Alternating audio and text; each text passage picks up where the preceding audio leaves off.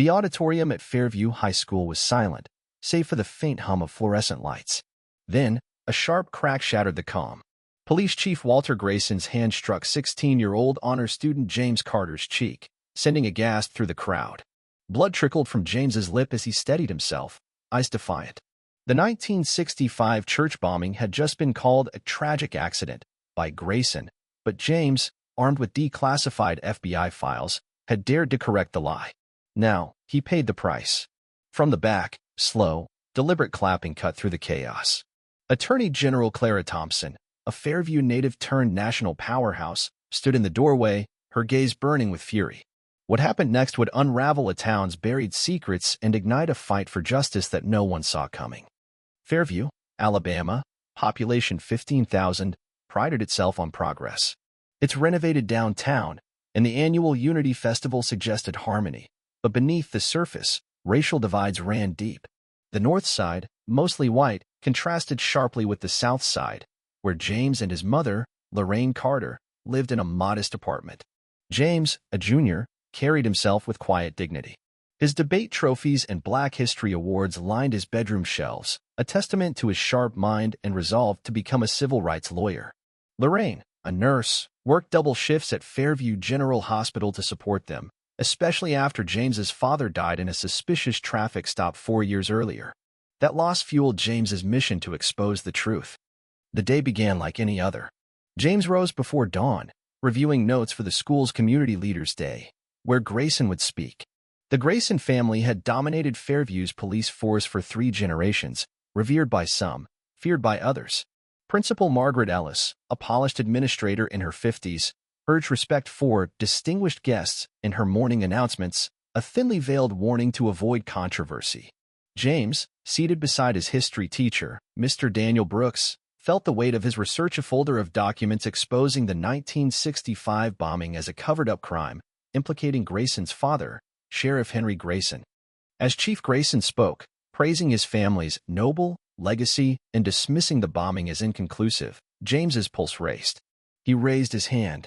"Sir," he said, voice steady, "FBI files from 2010 show your father was warned about the bombing 24 hours before it happened and ignored it. Witnesses said he protected suspects from the White Citizens Council." The room froze. Grayson's face reddened. Striding toward James, he snarled, "You're disrespecting this town's history." James reached for his evidence, but Grayson's slap sent him reeling. Chaos erupted. Students screamed, phones recorded, and Ellis scrambled to restore order. Then came Clara Thompson's clapping. A Fairview daughter who'd risen to attorney general, she'd been mentoring James secretly through a Justice Department program. "Chief Grayson," she said, voice icy, "some things in Fairview never change." The auditorium descended into pandemonium. Students streamed videos online, and by noon, justice for James trended nationwide. Lorraine, alerted by texts, stormed the school, demanding answers. Thompson took the microphone, ordering Grayson to leave and asserting federal authority over civil rights violations. Outside, police cruisers formed a blockade, scrutinizing Black and brown families, while news vans arrived. James's journey began 6 months earlier with a history assignment. While others studied safe topics, he dug into the 1965 bombing that killed 3 Black children. His grandmother's whispered stories hinted at a cover-up. At the county records office, a reluctant clerk granted access to declassified files. James uncovered FBI reports contradicting local narratives, revealing Henry Grayson's role in suppressing evidence. His great-uncle, a church janitor, had died saving children from the blast, a heroism erased from records. This personal tie turned James's research into a crusade. His findings, shared in a national essay contest, caught Thompson's eye. She guided him to build an airtight case, warning, "Truth without evidence is just a story they'll dismiss." James secured digital backups and allies, but signs of trouble emerged: ampered computers, shadowed buses, anonymous threats. At the assembly, he'd only hinted at his evidence, but Grayson's reaction exposed a deeper conspiracy involving Fairview's elite. Retaliation was swift. Bricks crashed through the Carters' apartment windows, one wrapped with a note, "Leave or else." The Fairview Gazette, owned by Grayson's ally, published a hit piece on James's disciplinary issues, ignoring his achievements. Lorraine faced pressure at the hospital, where Grayson's brother-in-law chaired the board. Principal Ellis suggested James transfer schools for everyone's sake. Unmarked cars trailed the family, their phones glitching suspiciously. Yet, a hidden network rallied. Thompson activated Beacon, a coalition of black professionals supporting young activists. They secured a safe house, encrypted communications, and provided legal and emotional support.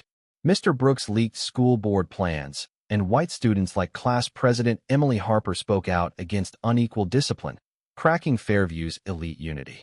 Residents anonymously submitted evidence of police misconduct, building a digital archive.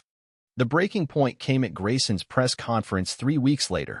Abandoning his script, he raged against James, Thompson, and outsiders, shouting at a black reporter that Carter Kid got what he deserved for stirring trouble. His racist outburst, broadcast live, cost him moderate support. The governor appointed a special prosecutor, and the Department of Education launched a school investigation.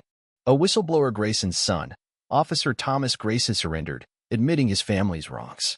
His defection, followed by others, led to Grayson's 36-hour standoff in the police station. He surrendered, handcuffed, as cameras rolled. The Justice Department took over the police force, suspending Grayson and imposing reforms. His trial ended with a 20-year sentence for assault, civil rights violations, and tampering. 17 officials faced indictments. Schools adopted new curricula and restorative justice, led by Fairview's first black principal, Dr. Grace Mitchell. Lorraine was promoted at the hospital after its board was purged. Fairview erected a bombing memorial and updated its museum to reflect the truth. 1 year later, James addressed a packed auditorium. "Buried truths poison us until someone digs them up," he said. "We're building a community on honesty, not myths." The standing ovation united a transformed Fairview. James, now fielding scholarship offers, continued his research, mentoring others to uncover hidden histories. Thomas Grayson, studying community policing, became an ally in reform. Fairview's wounds lingered, but honest dialogue replaced false harmony. James's courage proved truth, once spoken, could not be silenced. His story showed justice requires community, strategy, and resilience, not just one voice, but many, refusing to look away. What would you do if you witnessed injustice in your town? Should violence ever silence truth? Share your thoughts below. Do you believe standing up is worth the risk, or is caution wiser? Let's discuss how we confront unfairness in our lives. If this story moved you, like and share it to inspire others. Subscribe for more tales of everyday heroes fighting for justice.